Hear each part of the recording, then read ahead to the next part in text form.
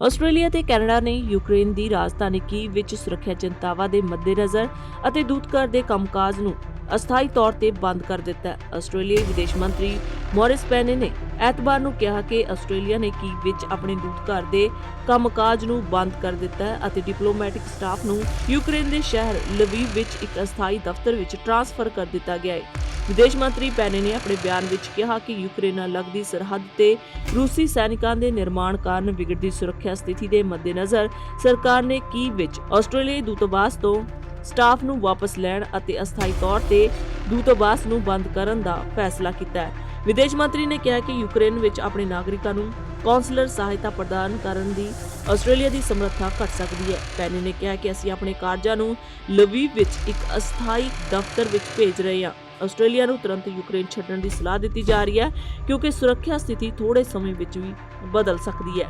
ਉਧਰ ਕੈਨੇਡਾ ਦੀ ਵਿਦੇਸ਼ ਮੰਤਰੀ ਮੈਲਾਨੀਆ ਜੋਲੀ ਨੇ ਸ਼ਨੀਵਾਰ ਨੂੰ ਕਿਹਾ ਕਿ ਕੀਵ ਵਿੱਚ ਕੈਨੇਡੀਅਨ ਦੂਤਾਵਾਸ ਕੰਮਕਾਜ ਨੂੰ ਮੁਅੱਤਲ ਕਰ ਰਿਹਾ ਹੈ। ਯੂਕਰੇਨੀ ਸ਼ਹਿਰ ਲਵੀਵ ਵਿੱਚ ਕੈਨੇਡੀਅਨਾਂ ਦੀ ਸਹਾਇਤਾ ਲਈ ਇੱਕ ਅਸਥਾਈ ਦਫ਼ਤਰ ਬਣਾਇਆ ਜਾ ਰਿਹਾ ਹੈ। ਕੈਨੇਡੀਅਨਾਂ ਨੂੰ ਯੂਕਰੇਨ ਛੱਡਣ ਅਤੇ ਦੇਸ਼ ਦੀ ਯਾਤਰਾ ਤੋਂ ਬਚਣ ਦੀ ਸਲਾਹ ਦਿੱਤੀ ਗਈ ਸੀ। ਵਿਦੇਸ਼ ਮੰਤਰੀ ਮੈਲਾਨੀਆ ਜੋਲੀ ਨੇ ਕਿਹਾ ਕਿ ਕੈਨੇਡਾ ਨੇ ਯੂਕਰੇਨ ਦੀ ਰਾਜਧਾਨੀ ਵਿੱਚ ਵੱਧਦੇ ਸੁਰੱਖਿਆ ਤਣਾਅ ਦੇ ਵਿਚਕਾਰ ਦੂਤਾਵਾਸ ਦੇ ਕੰਮਕਾਜ ਨੂੰ ਅਸਥਾਈ ਤੌਰ ਤੇ ਰੋਕ ਦਿੱਤਾ। ਉਨ੍ਹਾਂ ਸਪਸ਼ਟ ਕੀਤਾ ਕਿ ਯੂਕਰੇਨ ਵਿੱਚ ਕੈਨੇਡਾ ਦੀ ਕੂਟਨੀਤਿਕ ਮੌਜੂਦਗੀ ਜਾਰੀ ਰਹੇਗੀ ਅਤੇ ਕੈਨੇਡੀਅਨ ਨਾਗਰਿਕ ਅਸਥਾਈ ਦਫ਼ਤਰ ਵਿੱਚ ਕੌਂਸਲਰ ਸੇਵਾਵਾਂ ਪ੍ਰਾਪਤ ਕਰ ਸਕਣਗੇ।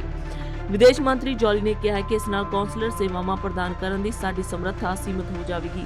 ਕੈਨੇਡੀਅਨ ਨਾਗਰਿਕਾਂ ਨੂੰ ਯੂਕਰੇਨ ਦੀ ਯਾਤਰਾ ਕਰਨ ਤੋਂ ਬਚਣਾ ਚਾਹੀਦਾ ਹੈ। ਉਨ੍ਹਾਂ ਕਿਹਾ ਕਿ ਅਸੀਂ ਇੱਥੇ ਮੌਜੂਦ ਆਪਣੇ ਨਾਗਰਿਕਾਂ ਨੂੰ ਯੂਕਰੇਨ ਛੱਡਣ ਦੀ ਅਪੀਲ ਕਰਦੇ ਹਾਂ। ਕੈਨੇਡੀਅਨ ਵਿਦੇਸ਼ ਮੰਤਰੀ ਅਨੁਸਾਰ ਯੂਕਰੇਨ ਵਿੱਚ ਸੁਰੱਖਿਆ ਸਥਿਤੀ ਵਿੱਚ ਸੁਧਾਰ ਅਤੇ ਦੂਤਾਘਰ ਦੇ ਕਰਮਚਾਰੀਆਂ ਦੀ ਸੁਰੱਖਿਆ ਦੇ ਭਰੋਸੇ ਤੋਂ ਬਾਅਦ ਕੀਵ ਵਿੱਚ ਦੂਤਾਵਾਸ ਦਾ ਕੰਮ ਮੁੜ ਸ਼ੁਰੂ ਕੀਤਾ ਜਾਵੇਗਾ।